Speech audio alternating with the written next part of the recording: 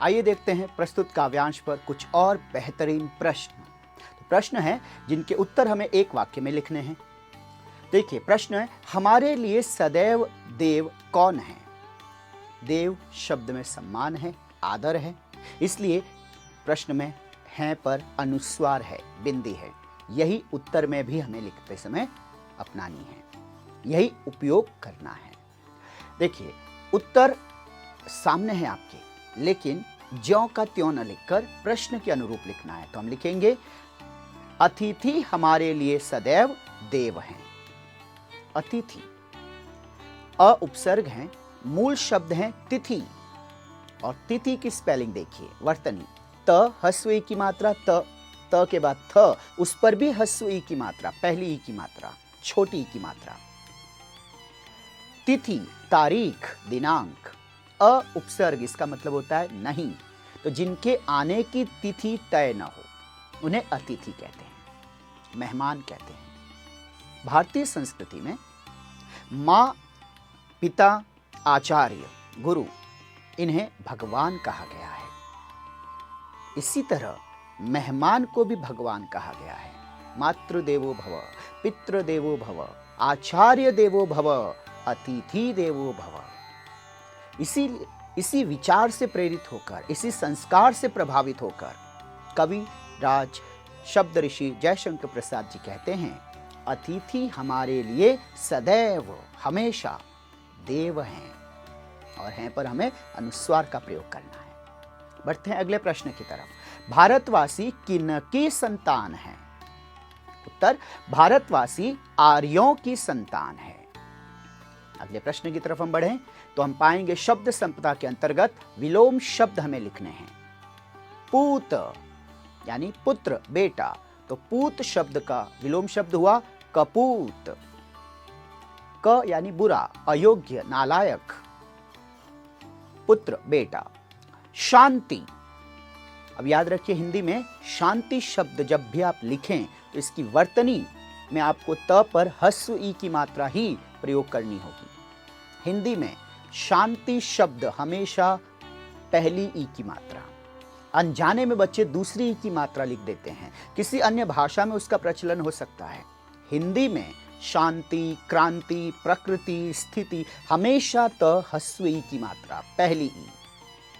दूसरी ई लिखकर आप अंक कटौती को दावत दे रहे हैं, कृपया इससे बचिएगा। इसी तरह की सावधानियां रखकर, इन्हीं गलतियों से बचते हुए परीक्षक महोदय की कृपा दृष्टि बनाए रखने के लिए कि वे आप पर स्नेह बनाए रखें, आपके स्पेलिंग की वजह से आपके अंक कटौती ना करें, आप जो भी लिखें वह सही हो। ये कब होगा? जब एक एक शब्द की वर्तनी पर आप ध्यान दें।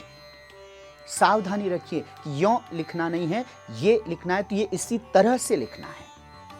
इतना सा आसान है, बस थोड़ी सी सजगता और एकाग्रता की आवश्यकता है। तो देखिए शांति, ये एक शब्द है, इसमें अ उपसर्ग जोड़ दीजिए तो आपका शब्द विलोम शब्द बन जाएगा। और शांति, इसमें भी ती पहली ही रहेगी, यानी ह्रस्व ई की मात्रा। अगला शब्द, निम्नलिखित शब्दों के बहुवचन शब्द लिखिए। यानी प्रश्न एक वचन में है, उन्हें बहुवचन में लिखना है। अनेक वचन किसी अन्य भाषा में कहिए, हिंदी में बहुवचन। तो देखिए शब्द हैं भुजा और अतिथि, यानी ये दोनों शब्द हमें एक वचन रूप में दिए हैं, इनके हमें बहुवचन रूप बनाने हैं। तो भुजा शब्द का बहुवचन रूप होगा भुजाएं, ए पे अर्चंद्र बिंदी, भुजाएं। अतिथि शब्द एक वचन है, इसका बहुवचन रूप भी होगा अतिथि। याद रखिए कुछ शब्द ऐसे होते हैं हिंदी में जो एक वचन और बहुवचन में समान रहते हैं, उनके रूप में कोई परिवर्तन नहीं आता है, उनमें से है एक यह। बढ़ते हैं अगले प्रश्न की तरफ। तो प्रश्न है सरल अर्थ लिखिए। काव्यांश की 2 पंक्तियां हमें दी गई हैं, प्रस्तुत की गई हैं। तो देखिए, जिए तो सदा इसी के लिए, यही अभिमान रहे यह हर्ष, निछावर कर दे हम सर्वस्व हमारा प्यारा भारतवर्ष। इन 2 पंक्तियों का सरल अर्थ हमें प्रस्तुत करना है। तो देखिए हम यूं लिख सकते हैं उत्तर, कवि जयशंकर प्रसाद जी कहते हैं कि हम सभी भारतवासी देश के गौरव, देश का गर्व एवं उसकी अस्मिता, उसके सम्मान, उसकी आन बान और शान को बरकरार रखने के लिए, बरकरार रखना, बनाए रखना, तो बरकरार रखने के लिए सदैव हमेशा तत्पर रहते हैं, तैयार रहते हैं। हम इसके लिए ही जीते हैं और हमें इस बात का अभिमान है। अभिमान होना, गर्व होना। इस पवित्र, पावन, गौरवशाली भूमि पर अपना सर्वस्व निछावर, सर्वस्व सब कुछ, तन मन धन सब कुछ निछावर करने के लिए, न्योछावर, कुर्बान, बलिदान करने के लिए, त्याग कर देने के लिए हम सदैव तत्पर रहते हैं। यह प्यारा भारतवर्ष ही हमारे लिए सर्वोपरि है, सबसे ऊपर है। सर्वोपरि होना, राष्ट्र ही हमारी पहली प्राथमिकता है, देश हमारे लिए सर्वोपरि है।